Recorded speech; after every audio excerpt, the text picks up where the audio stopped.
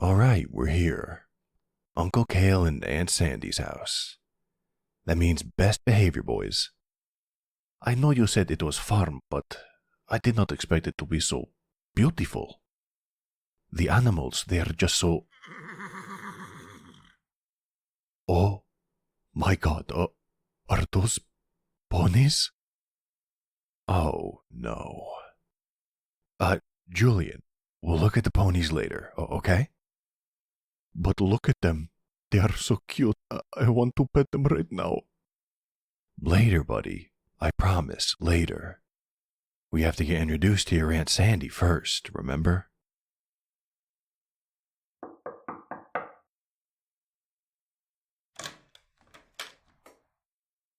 Oh, the dream team is back. Yo, is this your man? Aldo Mitzrati. Pleasure. Miss Sandy, I presume? Kale was right. You are infuriatingly good looking.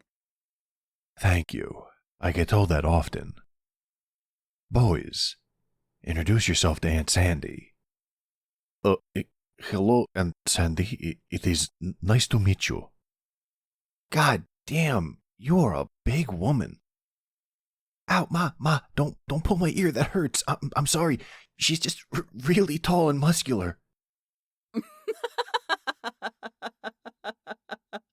Man, no filter. Just like your mom when she was little. Hey, darling, you remember that time where you made that sexist math professor cry? What? He totally had it coming. And you finding his mom's number and calling her in front of him and everybody? Nice. What? Mom, you were a delinquent? Yeah. Lorenzo always said you were so mild-mannered and sweet. Pardon? Did that goofy bastard forget how you two met? You two met at the church function, right? Okay, come inside. I have some stories for you, Lud. Okay, just be nice, Sandy. She is expecting. Oh, don't you worry about that. Darla knows what she's about. Sorry. Sugar mama.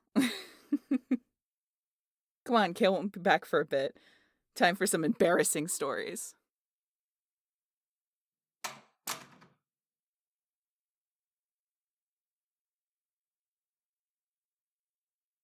So, did she seriously never tell you the real story about how she and old Lozenge met?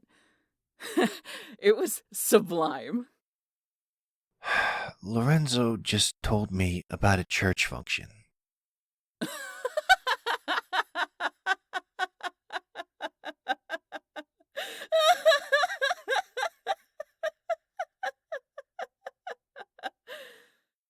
I am guessing by that laugh they did not meet at a church function. Hell no.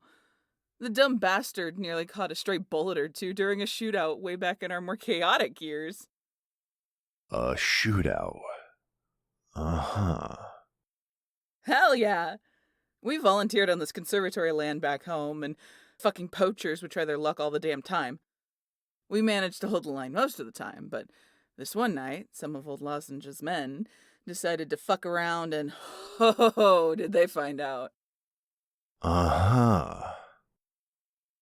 It's 3 a.m. on a dark, misty night, deep in the forest. The bobcats and wolves both make a fuss, and one lone little lady patrols the space because her dumb friends are going to grab some cold ones. Next thing you know, some black Humvees roll up, and we just got the radio call. And all we hear is, "We have a convoy of black Humvees. Subjects are armed. Over." Now immediately, me, Kale, and the others are pissing our pants. We broke the one rule you never break when it comes to poachers. You never, ever leave someone alone. Oh my god, I'm gonna have a heart attack.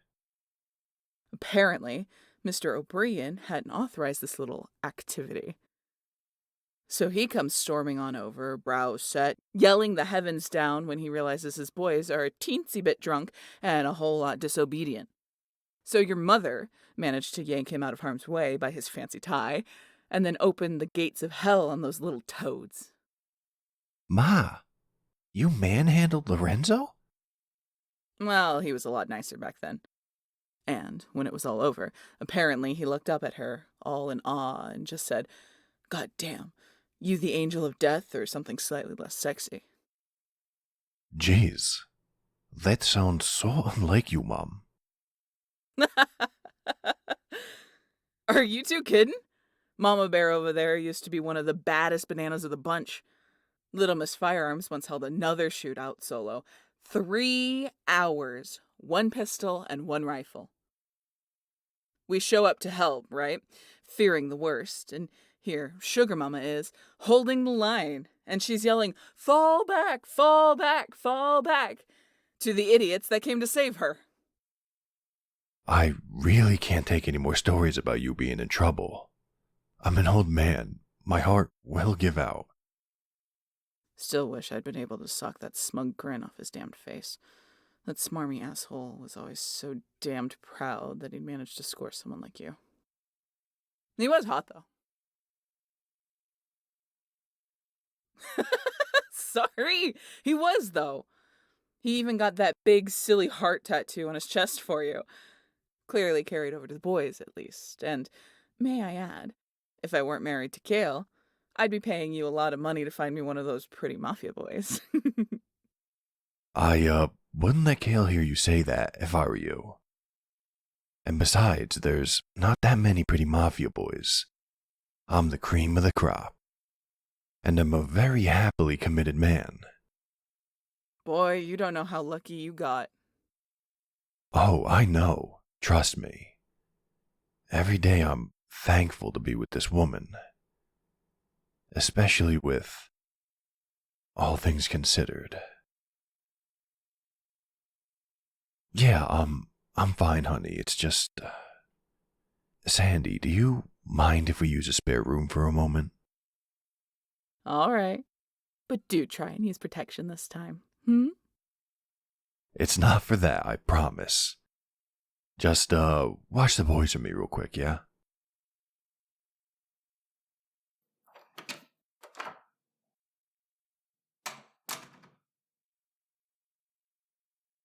No, you didn't do anything wrong, sweetheart. Don't worry. I'm just, I'm realizing something. I don't want to be a mobster anymore. I know that it affords us a great life. But I have nightmares sometimes about how badly I hurt you. I don't want to be in this business anymore. It's not safe for you. It's not safe for the boys. And with us having another kid, I don't want this anymore. All I have to do is find someone to take my place. And we're free.